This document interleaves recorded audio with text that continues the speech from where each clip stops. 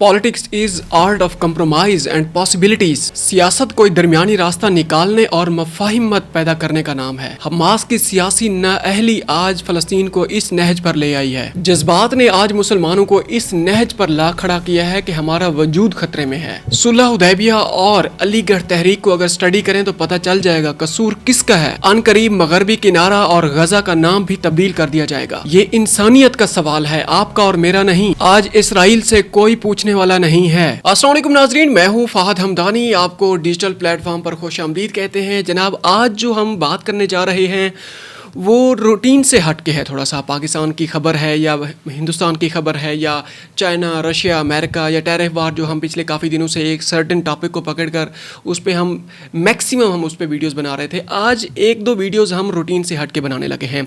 अच्छा, ये वीडियो आपने एंड तक देखनी है और एंड पे आपने एग्री करना है या डिसएग्री करना है कि आपने कमेंट में हमें जनाब अपना फीडबैक देना है कि जो हमारा मेन टॉपिक है, जो हमारा थीसिस है, आप उससे मुत्तफिक हैं या नहीं हैं।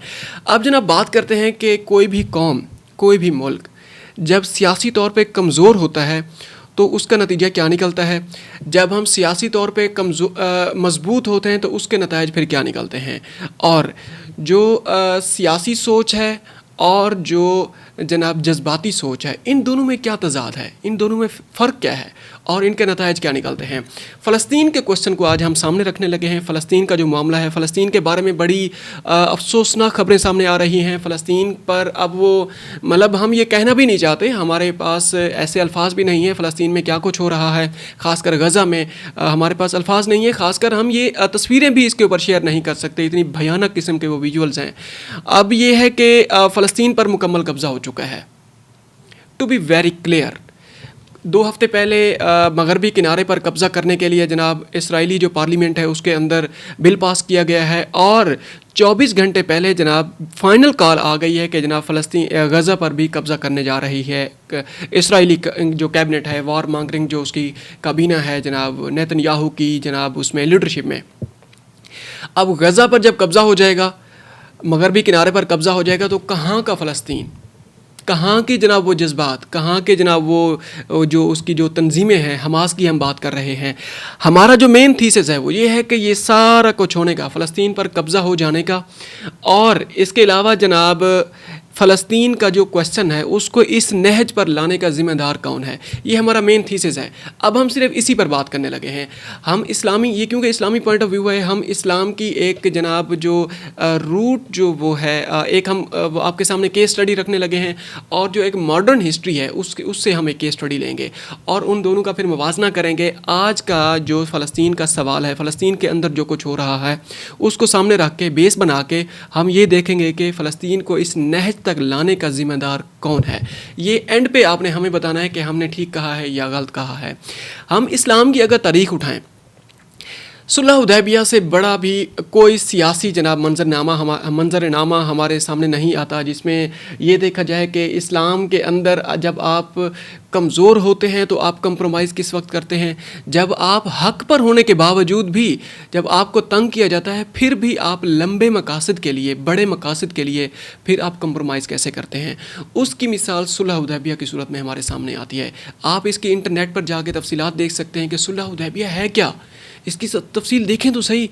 आज से 1400 साल पहले मतलब हमारी जो सहाबा कराम थे, आखिरी नबी हज़रत मोहम्मद सल्लल्लाहु अलैहि वसल्लम, उनकी सियासी बसीरत क्या थी, वो किस तरह सोचते थे, अपने बड़े मकासद को पूरा करने के लिए किस तरह उन्होंने कंप्रोमाइज़ किया था, वो आज हमें, आज के मौलवी में तो हमें बिल्कुल भी नज़र नहीं आता, सवाल ही नहीं पैदा होता। उस पर हम एक और वीडियो बनाएंगे कुछ दिनों तक। और ये सुलह हुदैबिया जनाब मॉडर्न, अब इसको हमने मॉडर्न वो जो हमारे पास एग्जांपल आती है उसको हम सामने रखते हैं। ये अब सुलह हुदैबिया की एग्जांपल आपके सामने हमने रखी है, इसको आपने सर्च करना है, ये आपकी असाइनमेंट है आपके लिए। ये जनाब ये इसको एज इट इज़ सर्च करेंगे, आपको नज़र आ जाएगी इसकी मज़ीद तफसीलात। अच्छा, अब हम मॉडर्न तारीख़ की तरफ आते हैं। उसमें जनाब बरतानिया राज ने जब हिंदुस्तान पर कब्ज़ा किया था, ईस्ट इंडिया कंपनी जब आई थी, तो उसमें जनाब मुसलमानों की 1857 की जंग आज़ादी में जब मुकम्मल तौर पर नाकाम हो चुके थे और उसमें जनाब वो नाकामी के बाद उसने जो उसने कुचलने के ऊपर तुल गई थी बरतानवी हुकूमत, बरतानवी राज जो था, مسلمانوں کو. اور اس وقت صاف ظاہر ہے کوئی نہ کوئی وہاں پر رہنما سامنے آتا ہے, اللہ تعالیٰ کی طرف سے جناب کوئی وسیلہ بنتا ہے. سر سید احمد خان کی صورت میں ایک مسلمانوں کے لیے ایک رہنما کے طور پر وہ سامنے آئے تھے مسلمانوں کا جناب بیڑا سنبھالنے کے لیے. انہوں نے مسلمانوں کو مشورہ دیا تھا کہ آپ پر قبضہ ہو چکا ہے, اب آپ کے پاس نہ سیاسی طاقت ہے, نہ آپ کے پاس اخلاقی طاقت ہے, اور نہ آپ جناب کسی بھی صورت میں کسی کا مقابلہ کرنے کی, نہ آپ کے پاس کوئی عسکری طاقت ہے, نہ آپ کے اندر کوئی جناب کسی کا مقابلہ کرنے کی کوئی اہلیت ہے. اسی لیے بہتر یہ ہے یہ جو آپ پہ قابض ہو چکے ہیں ان کو تسلیم کریں, ان کے ساتھ بیٹھیں, اپنے آپ کو مضبوط کریں, اپنے آپ کو سیاسی طور پہ مضبوط کریں, عسکری طور پہ بعد میں مضبوط کریں, اور اپنا کیس پہلے پکا کریں, اپنے آپ کو تعلیم دلوائیں, اپنے آپ کو جناب تعلیمی لحاظ سے اپنے آپ کو مضبوط کریں. اس وقت سر سید احمد خان کی یہ جو سوچ تھی, اس سوچ کا جو نتیجہ نکلا ہے وہ یہ ہے کہ آج یہ پاکستان بنا ہے. آج ہم جہاں بیٹھے ہوئے ہیں وہ سیاسی سوچ تھی, وہ کمپرومائز کرنے کی سوچ تھی, وہ یہ تھا کہ اپنے آپ کو بڑے مقاصد کے لیے کس طریقے سے آپ نے تھوڑے ٹائم کے لیے بیک فٹ پہ ہو جانا ہوتا ہے, اپنے آپ کو پکا کریں, مضبوط کریں, پھر جناب سامنے آئیں.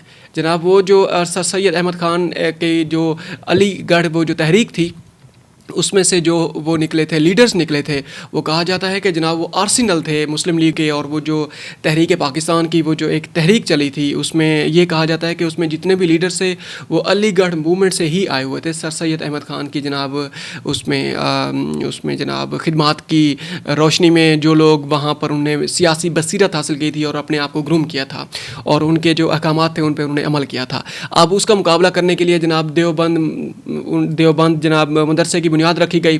اب جو دیوبند مدرسے کی بنیاد رکھی گئی تھی انہوں نے ڈائریکٹ وہی فتوے لگانا شروع کر دیے کہ جناب یہ اسلام کے دشمن ہیں, یہ مسلمانوں کو گمراہ کر رہے ہیں, اور یہ مسلمانوں کو ختم کرنے کے در پہ ہیں.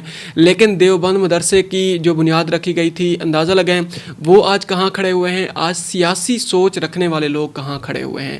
آپ کے یہ بھی سوال ہم آپ پہ چھوڑ رہے ہیں کہ اس کا جواب آپ خود دیکھ لیں. اب جناب آتے ہیں فلسطین کے اوپر. فلسطین کی جب ہم بات کر رہے ہوتے ہیں ہم یہ دیکھتے ہیں کہ حماس نے جب اسرائیل کو جب چیلنج کیا ہے, اسرائیل کے اوپر جب اس نے حملہ کیا ہے 7 اکتوبر کے بعد خاص کر, اس میں ہم یہ دیکھتے ہیں کہ جناب اس کے بعد نتیجہ کیا نکلا ہے. فلسطین موقع ڈھونڈ رہا تھا, اسرائیل موقع ڈھونڈ رہا تھا کسی طریقے سے ہمیں چھیڑا جائے اور ہم ان کو ختم کر دیں. اس کا نتیجہ یہ نکلا ہے کہ جناب آج نہ حماس نظر آتی ہے, نہ غزہ نظر آتا ہے, اور نہ اب مغربی کنارہ نظر آئے گا آپ کو. سب کچھ اسرائیل بن جائے گا, ختم ہو جائے گا, یہ سوال ہی ختم ہو جائے گا آنے والے وقت میں. آپ کے پاس یہ کوئی جواز نہیں ہوگا, اس طرح کے ایک کوئی بیان دینے کا بھی آپ کے پاس جواب نہیں رہے گا. اسی لیے ہم کہتے ہیں کہ جب آپ کے اندر کمپرومائز نہیں ہوتا, جب آپ سیاسی طور پہ آپ جناب وہ نہیں کرتے, اپنے آپ کو مضبوط نہیں کرتے, جب آپ عملی طور پہ اپنے آپ کو مضبوط نہیں کرتے, اس کا نتیجہ پھر کیا نکلتا ہے؟ وہ یہی نتیجہ نکلتا ہے جو کچھ آپ دیکھ رہے ہیں غزہ میں. لوگوں کے جو بچے ہیں, بچوں کا جناب جس کا وزن اگر 40 کلو تھا تو ان کا وزن اب 5 کلو رہ چکا ہے.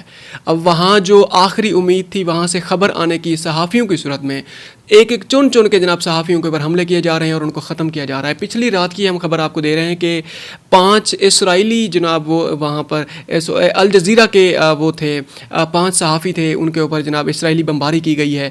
ان کا ایک خیمہ تھا, کیمپ تھا, اس کے اوپر ڈائریکٹ حملہ کیا گیا. اس میں 5 الجزیرہ کے صحافی بھی شہید ہو چکے ہیں, سارے کے سارے مسلمان تھے. سب کچھ کوئی جناب کسر نہیں چھوڑی جا رہی ان کو ختم کرنے کی. اب سوال ہمارا یہ ہے کہ ذمہ دار کون ہے؟ آپ بتائیں. ہم نے آپ کے سامنے ایک جناب اسلام کی ایگزامپل رکھی ہے صلح حدیبیہ کی صورت میں, اور ایک ماڈرن جناب آپ کے سامنے ہم نے ایگزامپل رکھی ہے. ان دونوں کو اگر سامنے رکھا جائے, اب آپ دیکھیں کہ حماس نے کیا کیا ہے. کون قصوروار ہے؟ حماس قصوروار ہے. حماس کو چاہیے تھا کہ جناب ہمارے پاس وہ اتنی طاقت نہیں ہے, ہم جن کا مقابلہ کرنے جا رہے ہیں یہ 500 راکٹ داغتے تھے, وہ ایک میزائل داغ کے بھی ان کا زیادہ نقصان کر جاتے تھے. اب اندازہ لگائیں, کچھ بھی نہیں بچا وہاں پر, کچھ نہیں ہے. یہ ہمارے جذبات ہیں, اسی وجہ سے ہم آج تھوڑا انفارمل بات کر رہے ہیں. ہم کوئی فارمل انداز میں بات نہیں کر رہے, ہمارے پاس ڈیٹا بھی نہیں ہے. ہم کیا رکھیں آپ کے سامنے؟ سب کچھ ہمارے سامنے ہے, کھلی آنکھ ہے جناب, یہ کھلی کتاب ہے. اب फ़लस्तीन का सवाल खुली किताब बन चुका है, इसको हर कोई देख सकता है। हर मुल्क की तरफ से जनाब इस क्वेश्चन के ऊपर बातें की जा रही हैं कि किस तरह इसको मिस हैंडल किया गया है, किस तरह इसको जनाब जज्बात की नज़र कर दिया गया है। एक जनाब 2 से 3 मिलियन आबादी को मिलिया मेट कर दिया गया है, वहाँ पर कहत नज़र आ गई है। अब वहाँ पर जनाब हम ये बातें जब हम करते थे कि जनाब कंप्रोमाइज़ किया जाए, तो हमारे ऊपर बातें करते थे जनाब इस्लाम इस चीज़ की इजाज़त नहीं देता। इस्लाम के अंदर गुंजाइश है, बसद एहतराम इस्लाम के अंदर गुंजाइश है, हमारे अपने दिमाग में गुंजाइश नहीं है, हमने गुंजाइश नहीं छोड़ी। इसीलिए आप अपने आप को कसूरवार ठहराएं, इस्लाम को कसूरवार न ठहराएं। इस्लाम के जो असूल हैं, इस्लाम तो बड़ा एक अजीम मज़हब है। इस्लाम की अगर जो तालीमात हैं, हकीकी जो तालीमात हैं, उस पर हम सिर्फ 30% 40% भी अमल कर लें तो हमारा ये हाल ना हो जो हमारा आज हाल है। मुस्लिम दुनिया का जो आज हम हाल है जनाब, सियासी तौर पे हमारे पास कुछ नहीं है, अस्करी तौर पे हम सिर्फ पाकिस्तान और इस तरह के 1-2 ममालिक हैं जो आज कुछ ना कुछ बचे हुए हैं, जो अमली तौर पे अपने आप को जिन्होंने ज़िंदा रखा हुआ है। बाकी कौन सा मुल्क है जो कंप्रोमाइज्ड पॉलिटिक्स ना कर रहा हो?